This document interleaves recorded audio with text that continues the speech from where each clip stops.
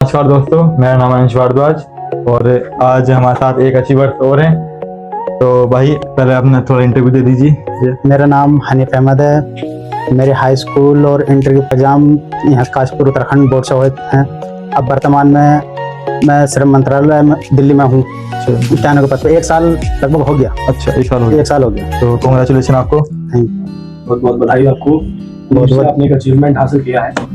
नहीं जी, एक नॉर्मली व्यक्तिगत रूप से हम एक प्रश्न पूछना चाहेंगे और बच्चों को भी मैसेज जो आगामी परीक्षाओं की तैयारी बच्चे कर रहे हैं, मन में बच्चों के हमेशा कुछ डाउट रहते हैं तैयारी के दौरान। हमेशा मन में एक प्रश्न रहता है कि हमारी स्ट्रेटेजी क्या होनी चाहिए, या फिर कई बार हम फेल हो जाते हैं, कोई परीक्षाओं बच्चे तो निराश होते हैं। तो बच्चे पूछना चाहते हैं कि जब तैयारी स्टार्टिंग से होती है तो जिस समय आप कभी कभी जब फेल हुए तो आपने उस फेलियर को कैसे लिया? जब आप किसी परीक्षा में रह गए आपको कैसा लगा और फिर आपने उसको कैसे डील?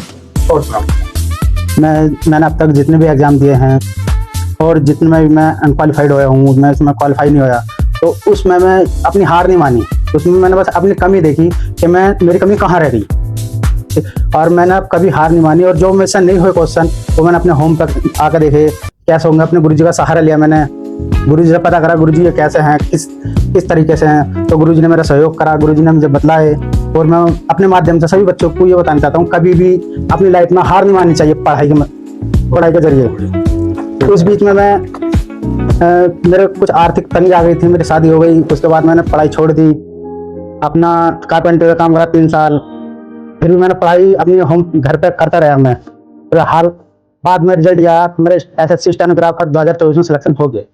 बहुत बढ़िया। आपको बधाई। और फिर मैं यही बच्चों से ये कहना चाहता हूँ, कभी पढ़ाई के मामले में हार नहीं माने, पढ़ाई अपनी करते रहें। आज नहीं तो कल नहीं तो परसों सिलेक्शन होना है। इस बात को आप ऐसे मान सकते हैं कि हर पढ़ने वाले बच्चे का सिलेक्शन होता है। बस कोई भूल नहीं होता, लेकिन एक दिन जरूर। तो मैं पहले थोड़ा सा इंट्रोड्यूस कर दूँ मुझे के बारे में कि अमित बहुत मेहनती छात्र रहा है और अमित ने पढ़ने के दौरान, कोचिंग करने के दौरान जब लगा कि अब घर में संभालना है, लेकिन पढ़ाई में भाई के साथ काम स्टार्ट कर दिए, छोटे छोटे चीज़ों को बनाना वो सीखा। बहुत कम उम्र में, कितनी उम्र में आप बताओ तो मालूम है? मैं 17-18 साल में 17-18 साल की उम्र में प्रॉपर बच्चा करता है, अभी अपने शॉप पर पूरा काम करने लगे।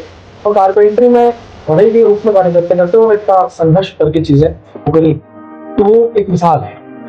और उसमें भी परफेक्ट, और पढ़ाई उस समय भी नॉर्मली उन्होंने जारी रखी है हमेशा अपनी पढ़ाई को प्रभावित नहीं।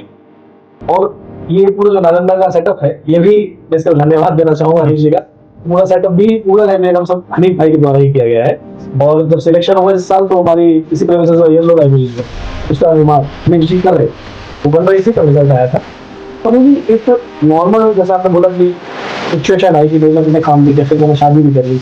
अभी फिर आप बच्चों को भी देख कर आपने बताया कुछ लोग अच्छे भी हैं तैयारी के पास, उनके साथ पढ़ाई को डील करना थोड़ा हेक्टिक होता है कि आपको उनके लिए स्कूल की चीजें भी देखनी है, तो ये सब घर का भी मैनेज करना है, आपको अपने लिए अर्न भी करना है। तो सबने सामंजस्य से बैठाने का क्लास पढ़ना ठीक ऐसे संभव आपको अगर एक नॉर्मल शेड्यूल के बच्चों का भी होता है, जो सिचुएशन ऐसी है ये जो हैंडल हो, तो क्या कर सकते, क्या उपाय थोड़ा सा? मैं सर यही कहना चाहता हूँ, अगर कोई ऐसी सिचुएशन है जैसे मेरी हुई थी, तो इस तरीके से आप अपना दिन में अपना काम करें।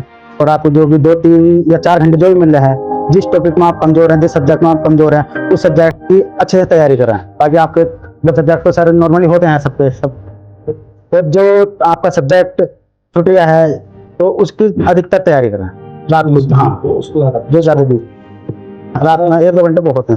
नॉर्मली मेरा मानना है इसका कोई योगदान है जो बच्चा को ये सोचे कि मैं 12 घंटे पढ़ूंगा, मैं 14 घंटे पढ़ूंगा, मैं कंटिन्यू पढ़ता रहूँगा, काम नहीं करूँगा, तो क्या मानते? मैं ऐसे नहीं मानता। बस बंदा मन से 2 घंटे पढ़ रहा है, 2 घंटे बहुत है।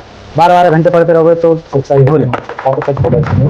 अच्छा भैया, जब आपका सिलेक्शन हुआ तो सबसे पहले मतलब ये रहता है कि हाँ बहुत खुशी है आपको, तो आपने सबसे पहले किसे बताया कि हाँ मेरा सिलेक्शन हो गया है? पहले तो मम्मी पापा को बताया, फिर गुरु जी को बताया, फिर मेरे यार दोस्तों को पता चला, तो मेरा सिलेक्शन हो गया।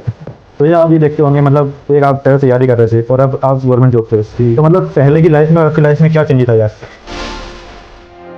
लोगों का देखने का हाँ नजरिया ये पहले जो है जब हम काम कर रहे थे, तो हम जो भी रिश्तेदार था आसपास के थे, यार दोस्त थे, तब उस हिसाब से नहीं देख रहे जिस हिसाब से अब देख रहे हैं। वो अब क्या है, हाँ अब पहले किसी से कोई बात कर रहे तो हाथ उतार लग रहा था क्या यार चल होने दे।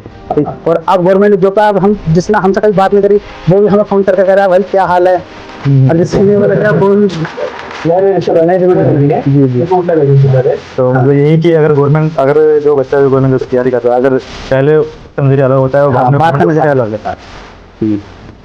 अभी लास्ट में आप बच्चों को जो बच्चे भी लगातार है कॉम्पिटिशन में सरकारी नौकरी की तैयारी कर रहा है तो फिर हमें हाल ही में इतना बड़ा विज्ञापन आया वो कैलेंडर जारी हुआ और हाईकोर्ट में भी बहुत बड़ा विज्ञापन समझ में आ रहा है अभी तो जो आपको छोटे छोटे थे तो बच्चे भी चॉइस करके आए हैं तो बच्चे भी किसी को ज्वाइन कर रहे हैं तो बच्चे कंफ्यूज हो जाते हैं।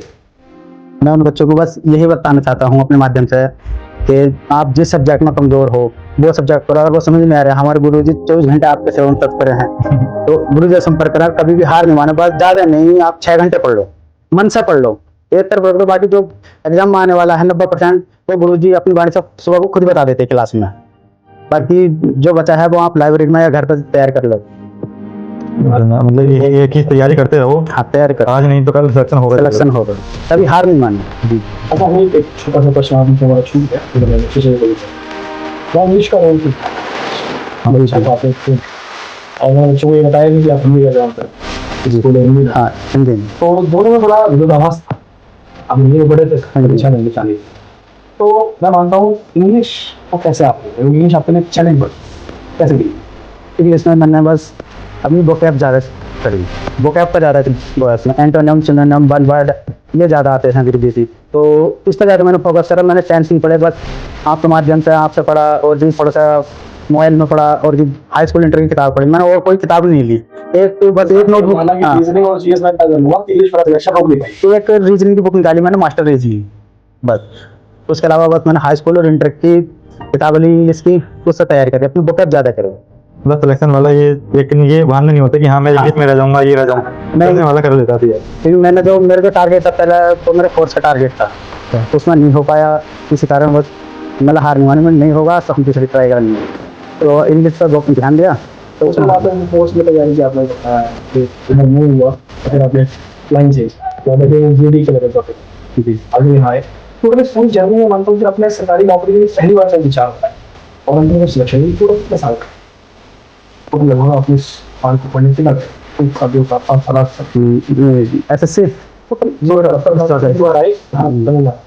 साल नौकरी करते हो 6 साल जी 6 वर्ष का आपने समय दिया उस 6 वर्ष में आपने अपने आप को खड़ा भी किया आपने शादी भी की आपके पास बच्चों केयर करने का भी था जी। इन 6 वर्षों में ही आप एक अच्छे बहुत अच्छे प्रोफेशन को आप इंटरव्यू बने आपने एक नॉर्मल जैसा सेटअप भी तैयार किया बहुत सारे ऐसे सेटअप आपने बनाए इसी के साथ आपको हम हार्दिक शुभकामनाएं देते हैं आपके उज्जवल भविष्य की कामना करते हैं हम सभी नालंदा परिवार वालों की ओर से आपको हार्दिक बधाई एवं जीवन में आप इसी तरह के विभाग में कार्य करते रहे और मेहनत करते रहे और बीच बीच में नालंदा के सभी छात्र छात्राओं को इसी प्रकार से प्रोत्साहित और मोटिवेशन देते रहे बहुत बहुत धन्यवाद अनिल।